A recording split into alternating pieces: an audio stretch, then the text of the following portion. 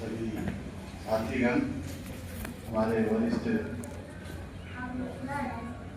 AC साहब श्री आलोक और इस आयोजन को इतना भव्य बनाने के लिए बिल्कुल यादगार बना दिया मेरे जीवन का ये पल। सबका बहुत बहुत आभार, बहुत बहुत धन्यवाद।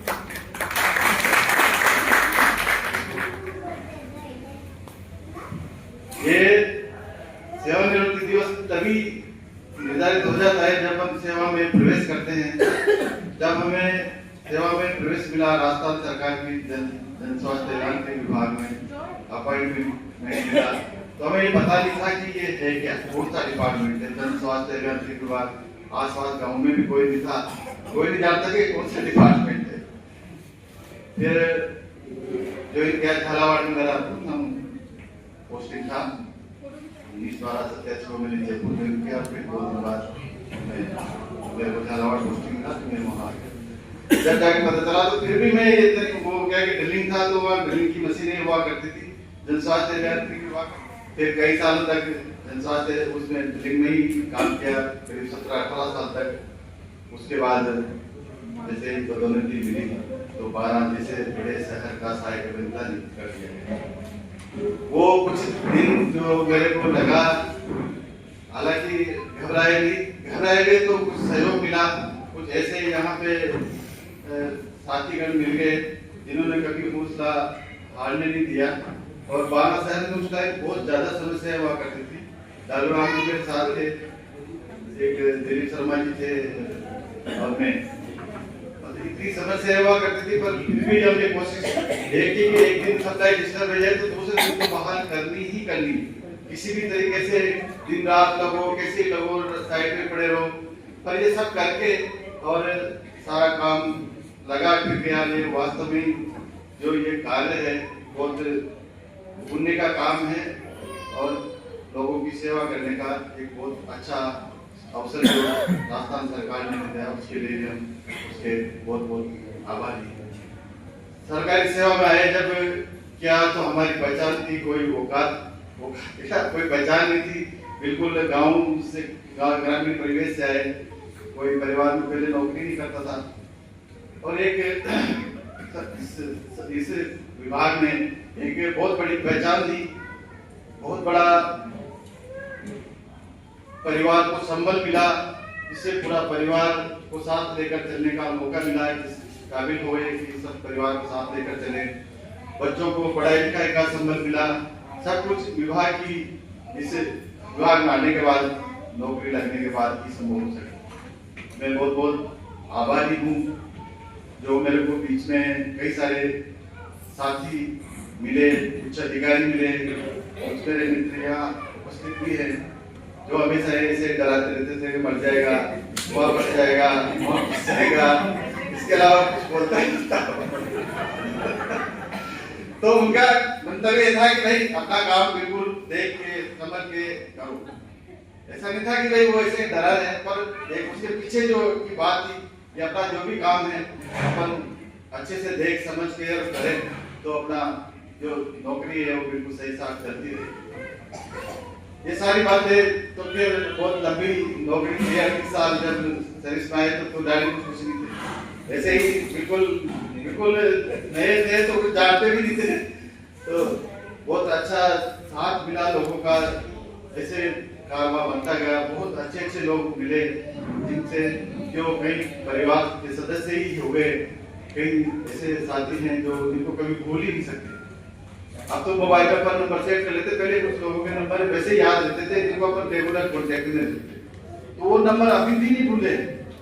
वो जब भी ऐसे लगता है कि लोग ढूंढने के नाम अपन डायल कर देते हैं। उससे अच्छी जगह पोस्टिंग था। कुछ समस्याएं आई भी तो ऐसा नहीं सोचा कि यार तो मेरा नहीं।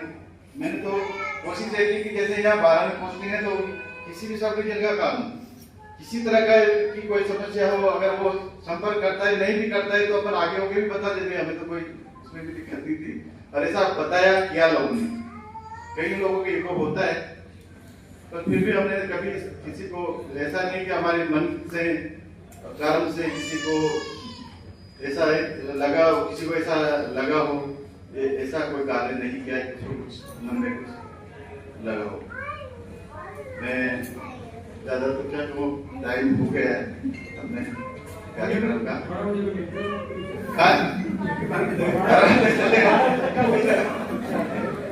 गोपाल जी बोल नहीं रहे थे। गोपाल जी के साथ भी मैंने काम किया। कई सारी समस्याएं अपन बिना काम में अपने ऊपर वजन बना के डाल देते हैं, जिनका कोई समाधान नहीं कर पाते, उस वजन को लेने घूमते रहते इधर उधर वहाँ यहाँ। तो इस तरह से नहीं करना चाहिए। अपना काम जो कर सकते हैं करो, नहीं कर सकते किसी की मदद से हो सकता है तो उससे मदद लेके कर दो, नहीं तो फिर जो अपने वरिष्ठ अधिकारी है उनको बता दो भैया वो अपने बस की बात नहीं, जैसे भी करना है आगे की व्यवस्था फिर करें। जैसे ये काले मौके पे पाइपलाइन, क्योंकि दालराम जी को पता है 7 दिन तक 12 की सप्लाई डिस्टर्ब रही, बहुत मुश्किल से जाके उस काम को कर पाए थे और रात दिन वहीं पड़े रहते थे। पर उसके बाद फिर वो रहा कि वहाँ पे नया वो सेंक्शन हुआ, पुल पे निकल गई, कई सारी समस्याएं अपने आप ही खत्म हो गई।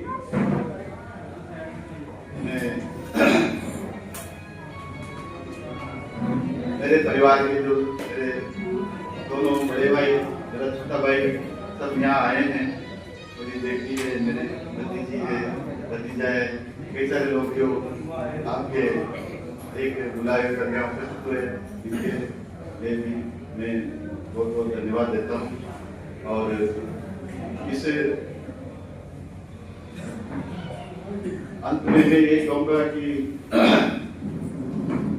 इतने बड़े भव्य आयोजन के लिए, और नरेश ने जैसे बहुत मेहनत से, हमें तो पता ही लगा, मैंने तो आज ही देखा है। ये तो कहते थे कर लिया, सब कर लिया, मुझे बता दो एक बात कहते हो, कहने सब हो गया, प्रेम जी लगा के सब हो गया, चिंता मत करो ना, कर दो, रोक दो, ऐसा बता दो।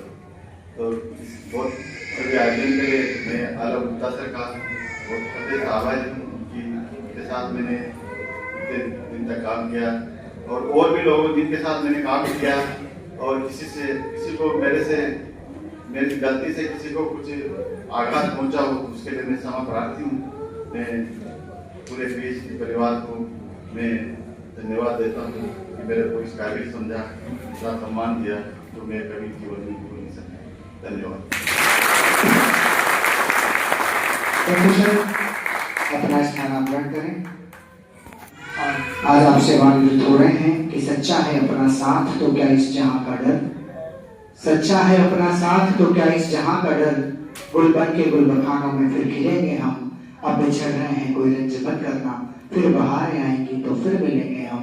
सितारों को आंखों में महफूज रखना, बड़ी दूर तक रात ही रात होगी, मुसाफिर हो तुम भी, मुसाफिर हैं हम भी, किसी मोड़ पर फिर मुलाकात होगी, किसी मोड़ पर फिर मुलाकात होगी। एक बार जोरदार तालियां बजाकर पुनः साथ को धन्यवाद।